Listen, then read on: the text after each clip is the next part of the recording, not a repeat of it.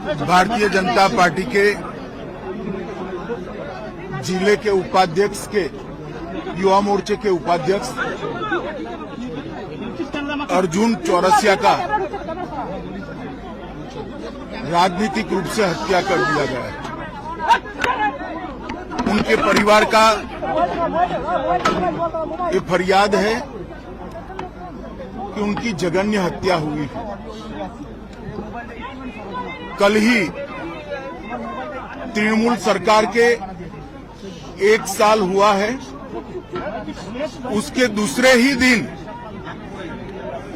बंगाल में राजनीतिक हिंसा, राजनीतिक हत्या का परंपरा फिर से शुरू किया है। पूरे बंगाल में जहां पर भी जाते हैं राजनीतिक हिंसा, प्रतिशोध में हत्याएं और विरोधी राजनीतिक दलों के कार्यकर्ताओं को चुन चुन कर निशाना बनाने का अनेक उदाहरण हमारे सामने आए हैं। भारतीय जनता पार्टी अर्जुन की हत्या की, चौरसिया की हत्या की घोर निंदा कर रही है और हम भारतीय जनता पार्टी के सभी लोग न्याय की अदालत के सामने जाकर जिन्होंने भी चौरसिया का हत्या किया है उनको इस जघन्य हत्या का कड़ी से कड़ी सजा मिले वो सुनिश्चित करेंगे। मैं आज पूरे बंगाल की जनता को ये बताना चाहता हूं कि इसी के खिलाफ भारतीय जनता पार्टी लड़ रही है। बंगाल के अंदर विरोधियों की आवाज को कुचल देना, हिंसा और हत्याओं से डराने का प्रयास करना पहले कम्युनिस्ट शासन में और अब उससे बढ़ चढ़कर तृणमूल कांग्रेस के शासन में हुआ है। मैं पीड़ित परिवार से मिला हूं। पीड़ित परिवार की चौरसिया की दादी को भी नहीं बख्शा गया, उनको भी मारा गया। उनके कहने के हिसाब से जोर जबरदस्ती चौरसिया के मृतदेह को परिवार से छीना गया है।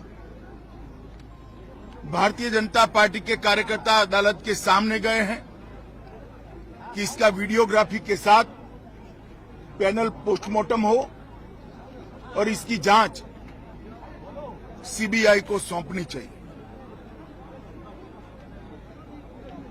अनेक चुनाव के बाद अनेक हत्याओं का सिलसिला थमता नहीं है।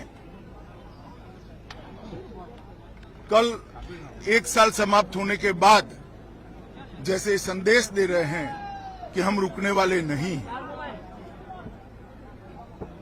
भारतीय जनता पार्टी हिंसा की राजनीति में ना विश्वास करती है, ना हिंसा की राजनीति से डरती है। हम कानून की अदालत में इतना सुनिश्चित करेंगे कि चौरसिया के हत्यारों को कड़ी से कड़ी सजा दे। जिन्होंने भी ये कांड किया है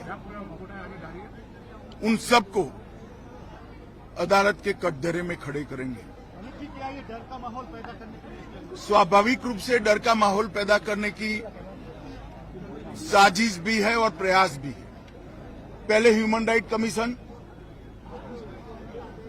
अनुसूचित जाति के कमीशन और महिला आयोग ने इस बात को कोर्ट के सामने रखा था। शायद 1 साल के कम अंतराल में देश के किसी भी प्रांत में इतने ज्यादा केस सीबीआई को सुपुर्द नहीं किए होंगे जितना बंगाल सरकार से केस लेकर हाईकोर्ट ने सीबीआई को दिया है। यही बताता है कि कोर्ट को यहाँ की कानून और व्यवस्था और पुलिस पर भरोसा नहीं रहा।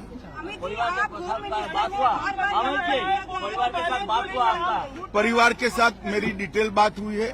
स्वाभाविक रूप से परिवार काफी आहत है। बेटा जाने से भी आहत है और उसके बाद प्रशासन ने उनसे जो व्यवहार किया है, जो अत्याचार किया है, परिवार के लोगों को मारा है, जिन्होंने हत्या की उसको पकड़ना तो दूर रहा, परिवार के लोगों को मारने का काम किया है, उससे बहुत आहत है।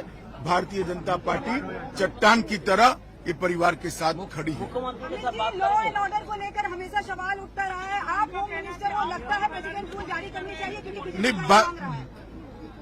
भारत सरकार का गृह मंत्रालय भी इस घटना का गंभीरता से संज्ञान लेता है और आज ही गृह मंत्रालय ने वेस्ट बंगाल सरकार से रिपोर्ट तलब की है। धन्यवाद।